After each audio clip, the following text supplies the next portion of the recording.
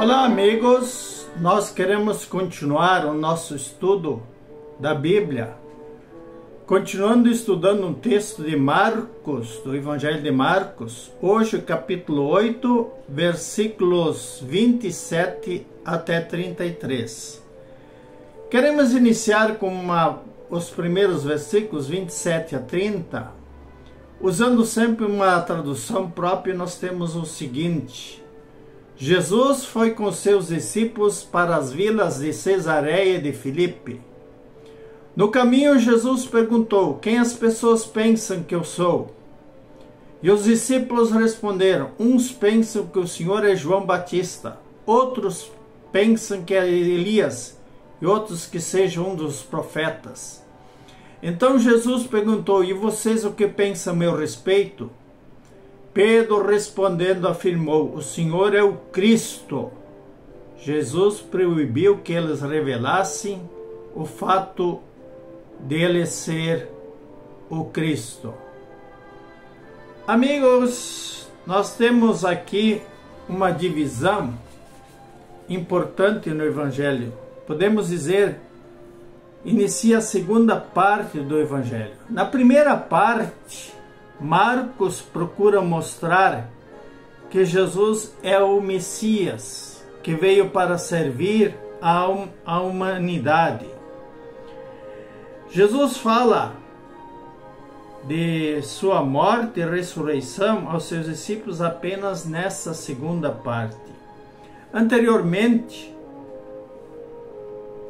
Marcos registra os atos que revelam que Jesus não era um simples ser humano, mas que ele era o Filho de Deus. Assim, ele inicia, por exemplo, com o testemunho de João Batista, que disse que depois dele viria alguém muito mais importante, que ele não seria digno de desamarrar as suas sandálias. No batismo nós temos a voz do Pai e a presença do Espírito Santo. A voz do Pai disse que esse era o Filho querido, no qual ele teria muita alegria. Depois Marcos registra os ensinos de Jesus e enfatiza que ele ensinava com autoridade, não como os escribas, não como aqueles que ensinavam a Bíblia do tempo de Jesus. Além disso, Marcos registra 15 milagres específicos e ainda afirma que Jesus fizera muitos outros milagres, onde ele estava demonstrando o seu poder como Filho de Deus. Apesar disso, um pouquinho antes desse texto, nós temos os fariseus pedindo milagres para eles aceitar que Jesus seria o Messias.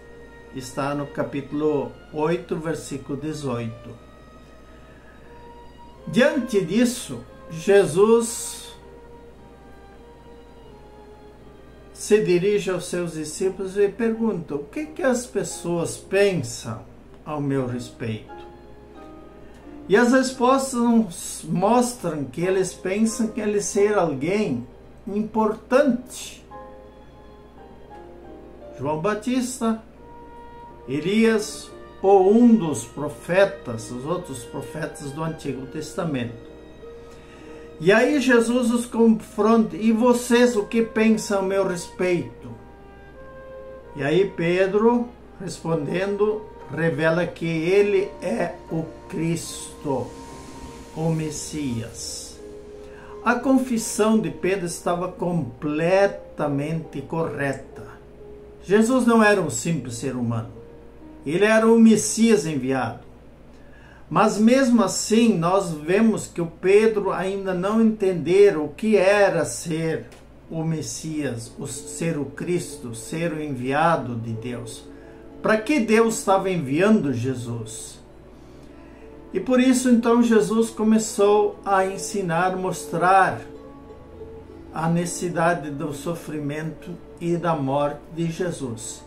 Isso está em Marcos capítulo 8, versículo 31 até 33. Então lá diz assim: Então Jesus começou a ensinar que é necessário sofrer muitas coisas, ser rejeitado pelos líderes do povo, pelo chefe dos sacerdotes, pelos intérpretes das Escrituras, ser morto e depois de 3 dias ressuscitar. Ele falava isso abertamente aos seus discípulos. Pedro, puxando Jesus para o lado, começou a arrependê-lo. Jesus, voltando-se bruscamente para Pedro, enxergando os outros discípulos, disse: saia da frente, Satanás, porque você não tem a visão que Deus tem, mas a visão dos seres humanos. Amigos, agora Jesus passa a mostrar que o Messias não era alguém que veio para estabelecer o seu poder, promover um progresso para o povo de Israel, como muitas das vezes tinham um novo Davi, que expandiu os territórios de Israel para todos os lados, mas que o Messias precisava sofrer muitas coisas, ser humilhado e passar inclusive pela cruz. É necessário, o texto é enfático, é necessário que o Messias fosse rejeitado, mas além de rejeitado, ele seria humilhado, morto na cruz. Mas também é necessário que ele no 3º dia ressuscitasse. Por que é necessário essa ressurreição? Olha, morrer, qualquer um morre. Então, para mostrar realmente que ele era o Messias, ele tinha que ressuscitar e provar que a porta dos céus estava aberta para nós. Que assim como ele morreu, todos nós, seres humanos, também passamos pela morte.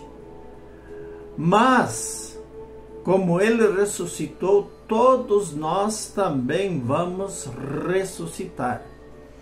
Então, esse é um ensino importante desse texto, né? Mas vejam bem, o Pedro, ele não foi discípulo, ele queria ser mestre. Ele puxa Jesus para o lado e diz: isso não pode acontecer, porque ele tinha a visão de um Cristo que iria trazer benefícios, glórias terrenas, e não tinha a visão de Deus, conforme diz o texto. Ele não tinha a perspectiva, porque lá fala que é necessário. Por que era necessário Cristo morrer? Porque ele tinha que pagar a dívida do nosso pecado, ele tinha que vencer a morte, e isso não estava dentro da perspectiva de Pedro, e por isso, atrevidamente, ele puxa Jesus para o lado e o repreende. E Jesus diz: saia da minha frente, Satanás, porque você não está cogitando as coisas de Deus, mas as coisas dos seres humanos.